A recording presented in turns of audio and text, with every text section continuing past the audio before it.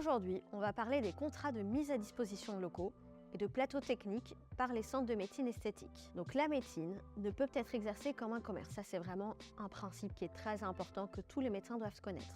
Le contrat doit respecter les règles déontologiques du médecin. Ce qui signifie quoi? Ce qui signifie qu'en fait, le médecin, il devra vérifier que dans le contrat, il y a bien écrit que son indépendance va être préservée, qu'elle ne peut être aliénée.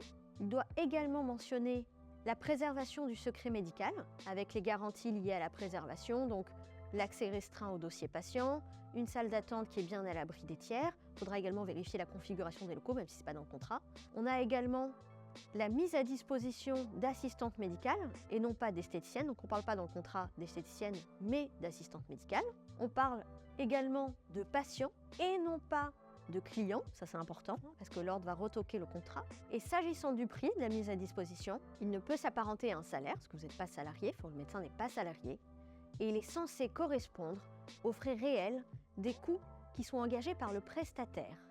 Pourquoi? Parce que le code de déontologie prohibe le partage d'honoraires avec des tiers. Donc c'est pour ça qu'il faudra s'assurer que le prix soit conforme à la pratique. Donc ce prix, ça peut être un montant soit fixe, soit un pourcentage. Et chaque co-contractant conserve la charge de la responsabilité professionnelle. Les contrats peuvent également prévoir une clause de non-concurrence ou de non-réinstallation. Pour qu'elle soit valable, elle doit être limitée dans le temps et limitée dans l'espace.